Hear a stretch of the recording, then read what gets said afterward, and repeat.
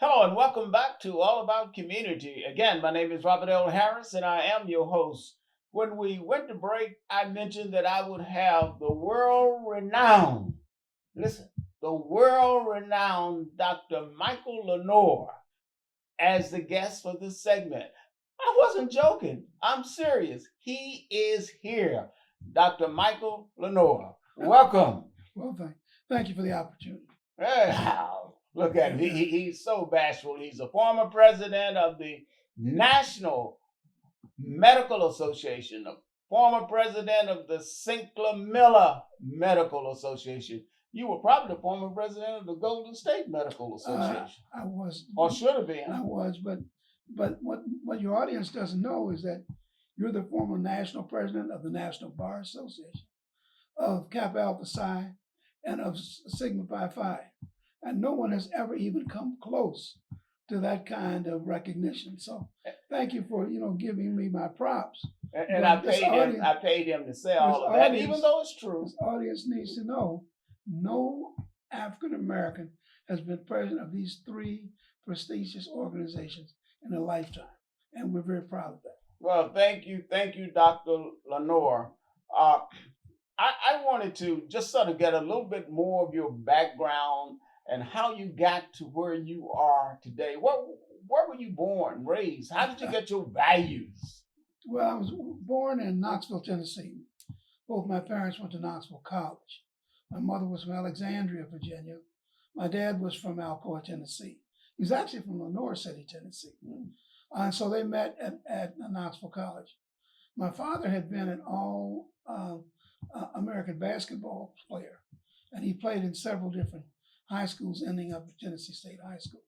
And so consequently, he had kind of a rolling sense of how he wanted his life to go. So probably around 1947 or 8, he joined the YMCA. And we lived in Knoxville for a few years, and he got a bigger YMCA in Cincinnati, Ohio. So we lived in Cincinnati for about 10 years. Then he got a bigger Y in Dallas, and we lived in Dallas for about 8 or 9 years. Then he got a bigger Y in St. Louis, and then he got the largest Y in the world, the Harlem YMCA. And he was the executive director of the Harlem YMCA for over 20 years. Wow. So we moved to New York. So we lived in Knoxville, Cincinnati, Dallas, St. Louis, and New York City. Now, where did you get your inspiration? Your father being an executive director for the Y. How did you get your inspiration for becoming a doctor? Well, my father was a YMCA exec. My mother was a medical social worker, and she worked in hospitals for a number of years.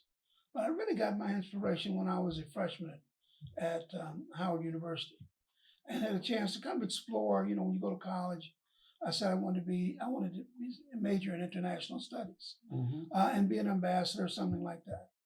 But then I recognized I had both a science piece and a social service piece in my mentality, and medicine seemed to fit that. It's not hard science, but it's real science, and certainly you have an opportunity to extend yourself into the community. And I think it was a much more versatile curriculum for me, and I decided that this is what I wanted to do. I would be able to give back, and it looked like I could make a living at it. Reverend Ike, who used to be here in the Bay Area, always said you can't help the poor by being one of them. I always kept that in the back of my mind. Medicine offered both an intellectual challenge, an opportunity to give, and a way to make a living. So undergraduate at Howard Medical School. University of Texas. I actually didn't finish from Howard.